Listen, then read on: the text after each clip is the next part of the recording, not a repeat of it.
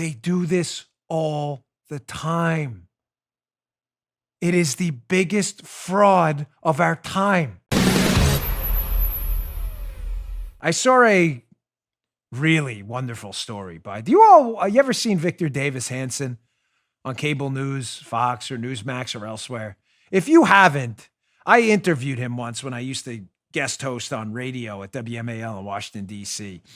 And this is one of the most brilliant thinkers we have out there right now. If you are missing the works and the musings of Victor Davis Hanson, then I feel for you. Look him up. I think this is his last piece at National Review, but ladies and gentlemen, it is a good one in light of what's going on. We covered yesterday in a block this growing threat of cancel culture in our society and what it's really about. And we covered two stories. The canceling of now classics in literature, how there are these liberal activist Soviet school districts who are now trying to wipe clean from history Homer's Odyssey, The Scarlet Letter by Hawthorne, all these classic works of literature, because I don't even know what it's because. It's some stupid woke reason that I don't practice wokeism. So it's just dumb, kind of like why they canceled Mark Twain for historical use of the N-word in the books. Folks, how are we going to learn about what happened in history, again, as I said yesterday, if we're constantly trying to put lipstick on it and sanitize it? I never got that. I don't understand the illogic of the left. I confronted Darryl Parks about it, filling in for Hannity last night, who is a man of the left. How it doesn't make sense. How we're simultaneously sanitizing history by exposing it. Let's expose, the failings of the Scarlet Letter book, and then let's expose it for everyone to see, and then delete it. It doesn't make any sense. It's illogical. But the left's craving for cancel culture is a power movement. It's not based in logic or reason. The rules don't make sense. Think about it. This 15-year-old girl who records a video and drops the N-word in it by memeing a rap song. She's to be canceled for life, and the New York Times almost celebrates it. But Joe Biden, again, who marches at a rally with a known Ku Klux Klan member, he's allowed to apologize for it, but the girl isn't. Of course, that's not based in reason or logic. It's the definition of insanity. But because Joe Biden is a man of the left, everything's A-okay. Well, Victor Davis Hanson has a piece about this that's really good. It'll be in my newsletter, bongino.com/newsletter, also known as the show notes. Please subscribe today. We picked the best articles out there for you, and this one's worth your time. Because of it's a little lengthy, but it is worth it. I covered just a few highlights from it. The piece is called A Guide to Wokespeak by the great Victor Davis Hanson. What he's trying to get at in the core of the piece is something you absolutely have to understand, how the weaponization of our language by the left is used for a very specific tactical purpose. You'll never know how to defeat the left if you don't understand their tactics. And their battle tactics around language and wokeism are this. They use language as a tactical weapon to create millions of new public enemies that enemies, air quotes, that they're going to defend you against. The left can't win on their ideas because their ideas are devoid of logic. Give us your money. We can spend it better than you. That doesn't make any sense. Turn over your healthcare to us. We know more about your healthcare than you do. Huh? How the hell do you know that? That's ridiculous. School choice. We know better about the school your kid should go to than you do as parents. That's idiocy. So the left understands, and you need to understand the left, that their ideas are dumb and make no sense. So the only way to get you to vote for them and support their quest for power is to make you believe that they are protecting you against some unknown enemy that they're going to create. Some non-existent enemy they're going to create. So in order to create an enemy, they have to fabricate the enemy. They didn't have to do that during the time of slavery and civil rights and Jim Crow. By the way, that was largely a Republican fight. The Democrats were the Dixiecrats, but that's a whole different. But having said that, they didn't have, that enemy was there. Slavery and Jim Crow were real, persistent, sadly, evils in our society. Didn't have to be created. And racism unquestionably still exists. Only an idiot would say otherwise. The question isn't, does racism exist or not? The answer is obvious. Of course it does. The question is it a systemic problem that requires a systemic response? The answer, ladies and gentlemen, is not supported by any data. So they have to create an enemy. Getting back to my initial point, how do you create the enemy? By constantly changing the language. And anybody who opposes to changing the language is that enemy you're about to create and is to be combated be fought against at any given moment. And the left's telling you they're their ally in the fight. They do it every time.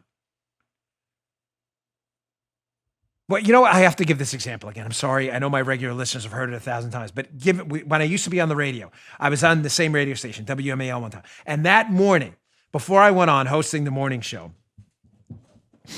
there was a story that came out that suggested that the activist lobby was suggesting now that the use of the word either homosexual or gay, and I forget which one, showing you how much, I don't even remember that, but the use of one of those words was now gonna be considered homophobic. Notice the now.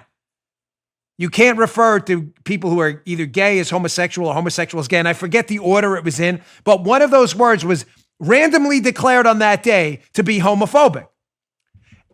Now, if you didn't get the memo and you said that on the radio, you were now the new enemy. Oh my gosh, look, that's homophobic. He said the word gay. I'm not kidding. I remember it, and I said, we talked about it on the radio that day, how this is how the left weaponizes language. They create new words and create new categories surrounding words. Here's Victor's first example in this story about the weaponizing of language and wokeism to create new public enemies. And it's a good one. Folks, here's the new buzz term, anti-racism.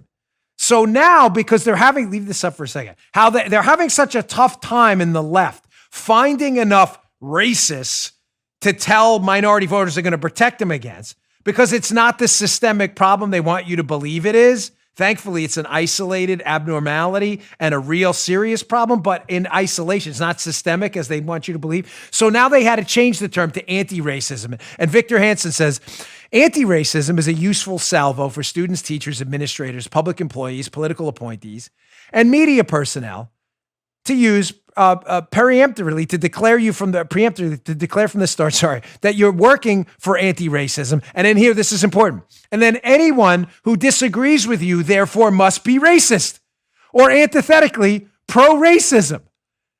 Oddly, such Wokespeak anti-adjectives denote opposition to something that no one claims to be for. For each proclaimed anti-racist, anti-imperialist, or anti-colonialist, there's almost no one who wishes to be a racist or a colonialist or an imperialist. Listen to this last sentence. These villains mostly come to life only through the use of their anti-adjectives. Bingo, ding, ding. Was tempted to hit the Kenny Bell that time. You can even see the Kenny Bell popping in the photo there. You see that? These villains are created. They're created out of thin air. When you can't find enough racists, thankfully, to make the case that society is systemically racist. Everyone hates you if you're a minority, and we as liberals, because our policies suck, you should vote for us because we're going to protect you against the horde of racists out there. When you can't find enough examples to make your case, what do? You just create them. So the new buzz term on the left is anti-racism. And if you are not, Joe, an active anti-racist, you are in fact a racist. So if you're just living your life, shame on you, Armacost, treating people who are black and Hispanic and Asian and people from different cultures and countries, if you're just treating them normally, Joe, like a normal person would, shame on you, you're a racist. Because, Joe, you're not an anti-racist now. You are not actively going out and promoting anti-racism. You're doing this shameful, dreaded air quotes, shameful thing, like treating people like people. Oh my gosh, you can't have that. I hear you, what did Jim Comey say? Lordy, you can't do that. If you're not an active anti-racist, you are in fact a racist. You see how they create enemies? Lickety split overnight? Mm-hmm. They do this all the time. It is the biggest fraud of our time. You just heard Dan Bongino.